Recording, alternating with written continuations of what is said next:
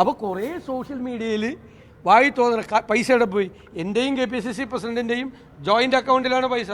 1 രൂപയും പോയിട്ടില്ല. ഇപ്പോഴാണ് ആദ്യമായിട്ടൊരു ചെക്ക് ഞാൻ ഒപ്പിട്ട് കൊടുത്തത്. കാരണം ഈ സ്ഥലം മേടിക്കാനുള്ള ആവശ്യത്തിന് വേണ്ടിയിട്ടുള്ള ചെക്ക് ഒപ്പിട്ട് കൊടുത്തത് ഇപ്പോഴാണ് ഒരു ചെക്ക് ഒപ്പിട്ടത്.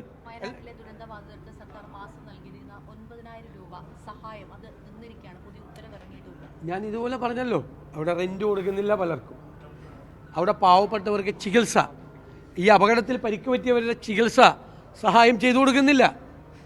പിന്നെ ആവശ്യമായ ഒരു സഹായവും ഗവൺമെൻറ്റിന് ബാധില്ല. 242 കോടി രൂപ ആളുകൾ കൊടുത്ത പൈസ കൊടുക്കുന്നുണ്ട്. എന്നിട്ട് ഇപ്പോൾ പ്രചരണം നടത്തുകയാണ്. ഞങ്ങൾ പ്രചരിപ്പിച്ചു CMDRFിലേക്ക് പൈസ കൊടുക്കരുതെന്ന് UDF പ്രചരിപ്പിച്ചു. CMDRFിൽ ഞാനടക്കമുള്ള ആളുകൾ പൈസ കൊടുത്തിട്ടുണ്ട്.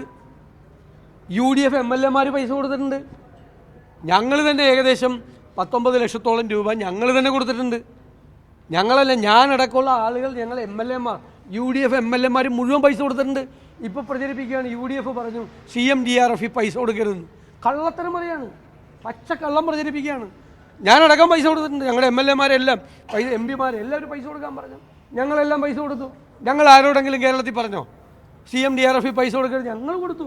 ഞങ്ങൾ മാതൃക കാണിച്ചു പൈസ കൊടുത്തിട്ട്. എന്നിട്ട് വെറുതെ പ്രചരിപ്പിക്കുകയാണ്. അത് കോൺഗ്രസിൻ്റെ അവിടെ ഇവർ 1 കൊല്ലം പിടിച്ചു സ്ഥലം കണ്ടുപിടിക്കാൻ.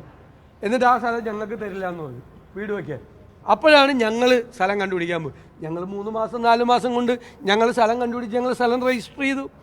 അപ്പോൾ കുറേ സോഷ്യൽ മീഡിയയിൽ വായി തോന്നുന്ന പൈസയുടെ പോയി. എൻ്റെയും KPCC പ്രസിഡൻറ്റിൻ്റെയും ജോയിൻ്റ് അക്കൗണ്ടിലാണ് പൈസ. 1 രൂപയും പോയിട്ടില്ല. ഇപ്പോഴാണ് ആദ്യമായിട്ടൊരു ചെക്ക് ഞാൻ ഒപ്പിട്ട് കൊടുത്തത്. കാരണം ഈ സ്ഥലം മേടിക്കാനുള്ള ആവശ്യത്തിന് വേണ്ടിയിട്ടുള്ള ചെക്ക് ഒപ്പിട്ട് കൊടുത്തത് ഇപ്പോഴാണ് ഒരു ചെക്ക് ഒപ്പിട്ടത്. യൂത്ത് കോൺഗ്രസിൻ്റെ പൈസ പോയെന്ന് പറഞ്ഞു. അവരുടെ പൈസ KPCCയിലേക്ക് അവർ തരുവാണ്.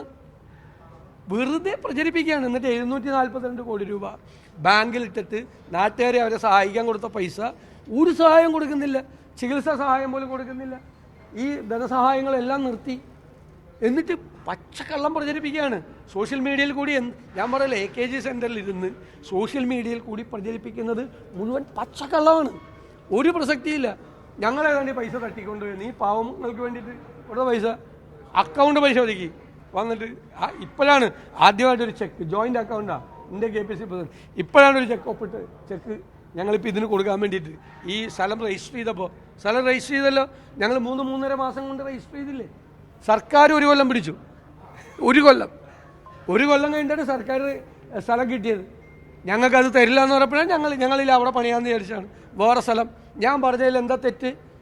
100 വീടിനുള്ള പൈസ കർണാടക ഗവൺമെൻറ് കൊടുത്തില്ലേ? 20 കോടി കൈമാറിയില്ലേ? ലീഗ് സ്ഥലം മേടിച്ച് നിർമ്മാണ പ്രവർത്തനം 100 വീടിൻ്റെ ആരംഭിച്ചില്ലേ? ഞങ്ങളിപ്പോൾ സ്ഥലം മേടിച്ചില്ലേ? അതിനെന്തൊരു അധിക്ഷേപം വരുന്നത്? അതിലെന്താ തെറ്റ്? ഞാൻ പറഞ്ഞതിൽ എന്ത് ഫാക്ച്വൽ മിസ്റ്റേക്കാണ് ഉണ്ടായിരുന്നത്? ഈ 3 കാര്യമാണ് പറഞ്ഞത് ഞാൻ, അല്ലേ? അതിൽ 2 കാര്യം. ഒരു കാര്യം നടന്നു, പൈസ ട്രാൻസ്ഫർ ചെയ്ത് കഴിഞ്ഞു 100 വീടിൻ്റെ. 2ാമത്തെ കാര്യം നിർമ്മാണ പ്രവർത്തനം നടന്നുകൊണ്ടിരിക്കുന്നു. 3ാമത്തെ കാര്യം ഞങ്ങൾ സ്ഥലം മേടിച്ചു, ഞങ്ങൾ നിർമ്മാണ പ്രവർത്തനം ആരംഭിക്കും. അതിലെന്ത് തെറ്റുള്ളത്? പച്ചക്കള്ളം പറഞ്ഞുകൊണ്ടിരിക്കുകയാണെങ്കിൽ CPM അതൊന്നും ഓടില്ല കേരളത്തിൽ.